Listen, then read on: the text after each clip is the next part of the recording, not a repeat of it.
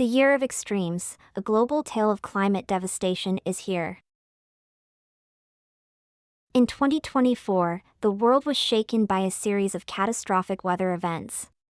From the burning forests of California to the submerged streets of northern Europe, the year was marked by a new era of extreme weather events, all fueled by the undeniable force of climate change.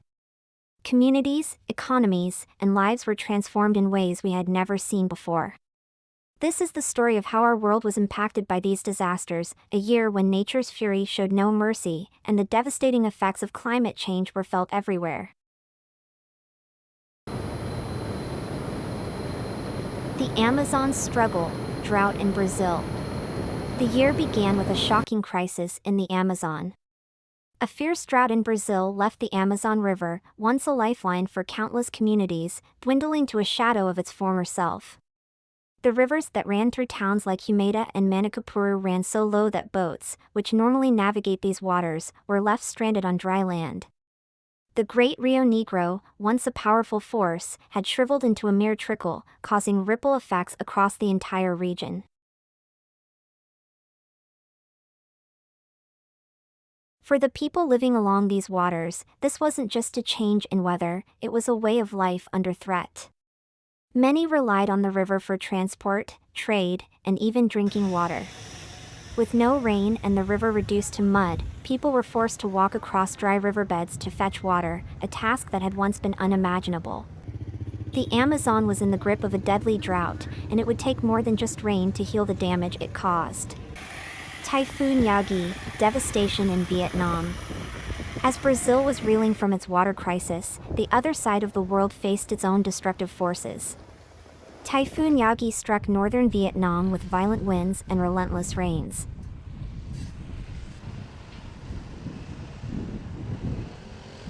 The storm ravaged cities like Haiphong and Halong Bay, where buildings crumbled and trees were uprooted by the typhoon's force. Streets were flooded, and the destruction was almost beyond belief. Thousands were left homeless, and families watched helplessly as their homes and livelihoods were swept away in the storm's path. In the aftermath of the typhoon, rescue efforts were urgent. Nguyen Thi Tom, a local business owner in Haiphong, could barely recognize the place she had called home.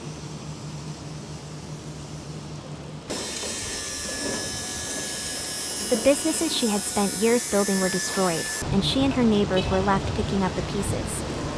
Typhoons like Yagi were becoming more frequent and more powerful, a stark reminder of how quickly our world was changing.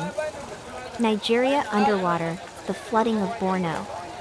While storms battered Asia, another disaster was unfolding in Africa. Nigeria's northeastern state of Borno became a disaster zone, with nearly 1 million people displaced due to catastrophic flooding.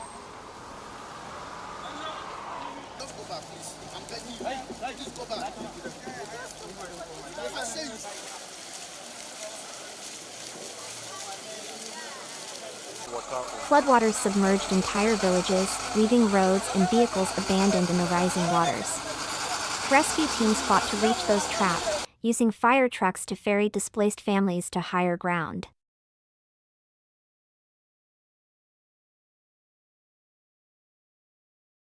Borno, a region already struggling with other challenges, now faced the added burden of an extreme flood.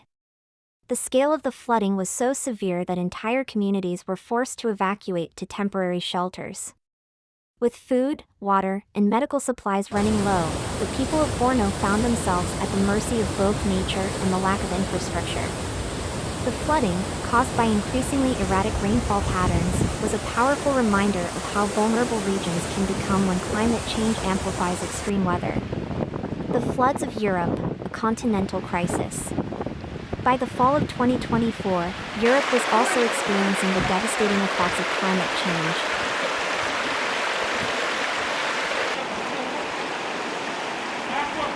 Flash floods tore through central and eastern parts of the continent, including the Czech Republic, Romania, and Austria.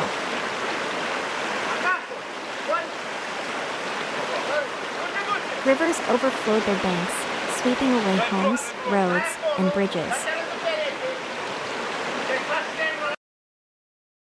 Communities were left in ruins, with some people trapped in their homes as floodwaters rose faster than anyone could have predicted. In Spain, the city of Valencia found itself at the center of a major flood event. Fields, streets, and neighborhoods were submerged, and what had once been bustling communities were now swamped by water. The damage was staggering, and the recovery would take years.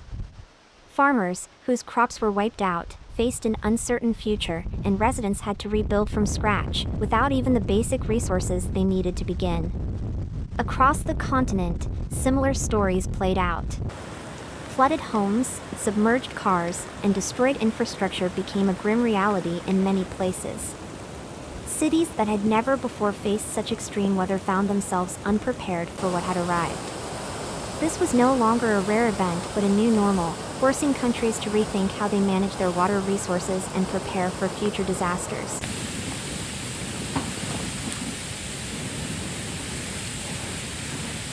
Wildfires in Portugal, the burning of the Northwest. As floodwaters raged across Europe, another continent was facing an entirely different disaster: wildfires.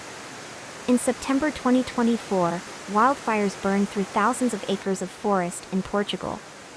The flames spread rapidly across the Northwest, leaving communities in its wake. The fires, fanned by record-breaking heat and dry conditions, left a trail of destruction across the countryside. Homes were burned to the ground, and the once thriving forests were reduced to ash. Firefighters worked tirelessly to contain the flames, but the scale of the fire made it nearly impossible to stop. In some areas, the smoke was so thick that it blocked out the sun, turning day into night. The wildfires became a stark symbol of the rising temperatures and increasingly volatile weather patterns that were sweeping through the region. Portugal, like so many other countries, was learning the hard way how quickly the natural world could turn against us. Flooding in India and Nepal, a monsoon like no other. In South Asia, 2024's monsoon season brought catastrophic floods to India and Nepal. The Ganges River, already swollen from heavy rains, overflowed its banks, flooding the city of Patna and surrounding villages. People waded through waist-deep water, struggling to reach safety as the water levels continued to rise. Emergency rescue teams worked around the clock, evacuating families from submerged neighborhoods and providing medical care to the injured. But the flooding was not confined to India. In Nepal, similar scenes played out as flash floods and landslides took over entire regions. The government reported that at least 192 people had lost their lives due to the relentless rains, and the toll continued to rise as more floods came. Communities were left reeling, their homes destroyed, their livelihoods washed away. For many, the floods were a terrifying reminder that the changing climate was making even the most predictable events like monsoons more dangerous and deadly. The U.S. and the relentless hurricanes. As the year went on, the United States also faced its own climate-related disasters. Hurricane Helene, which hit Florida in September, was a storm of enormous strength. It made landfall as a Category 3 storm, with winds reaching over 120 miles per hour. The damage was widespread. Roofs were torn off homes, trees fell across roads, and power lines were downed, leaving millions without electricity for days. The storm wreaked havoc on coastal communities, many of which were still recovering from previous hurricanes.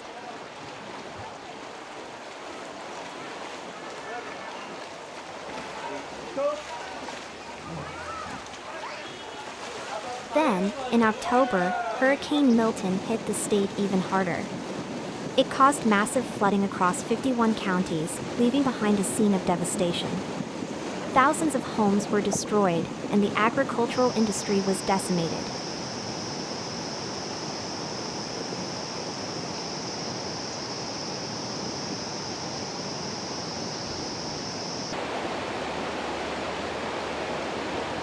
Crops, already struggling due to the drought in some parts of the country, were wiped out in other regions by the hurricane's ferocity.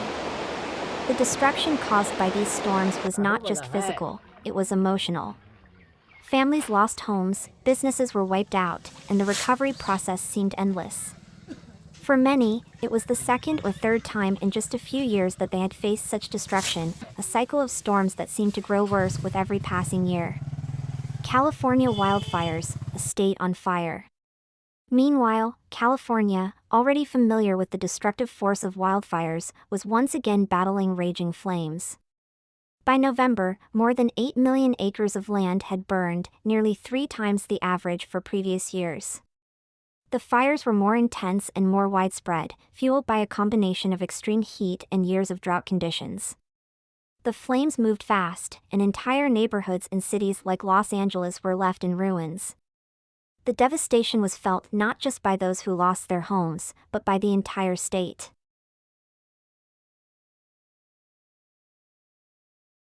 Schools closed, businesses were shuttered, and communities were left in a state of shock.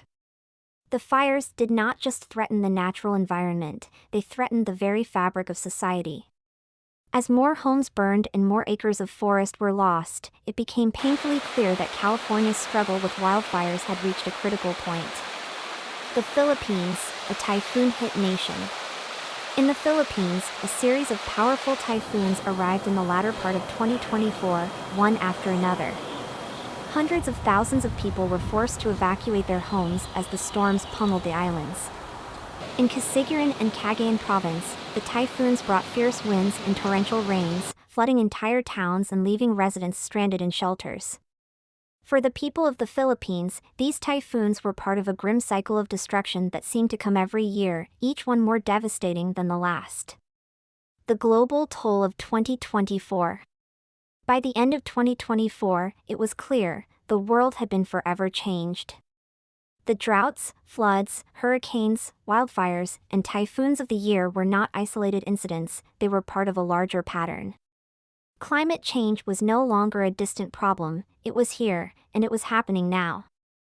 As nations worked to rebuild, the question remained, how much longer could the world endure these disasters before the damage became irreversible? Communities across the globe were left to pick up the pieces, but with each disaster, the hope for a sustainable future seemed to slip further away. The year 2024 will be remembered as a turning point when the world finally realized the true cost of inaction in the face of climate change.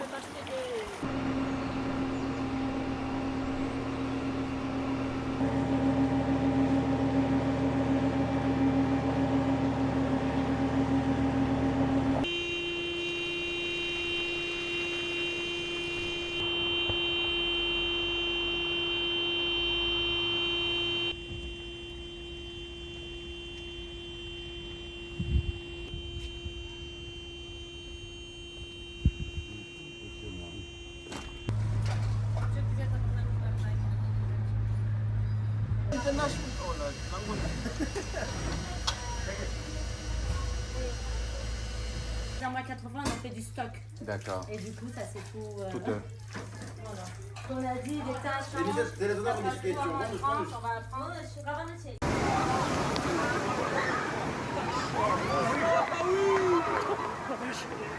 Si on va là-bas.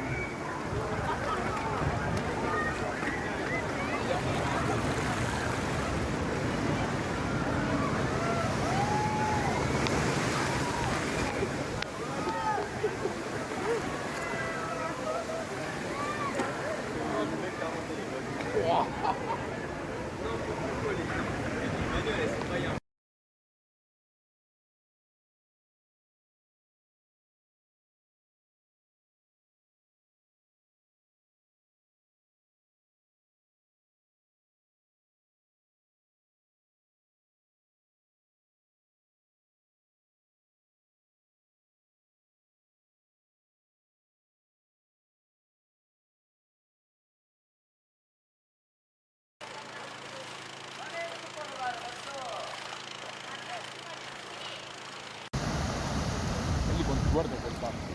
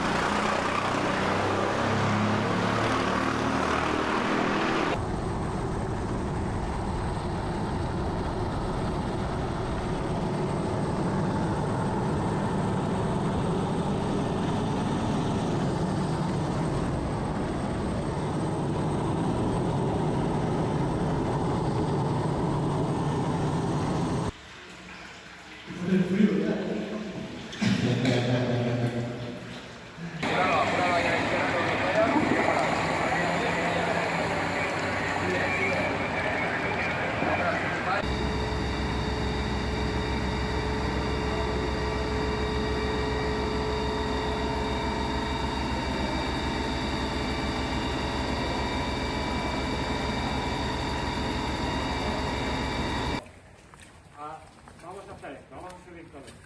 Y ahí.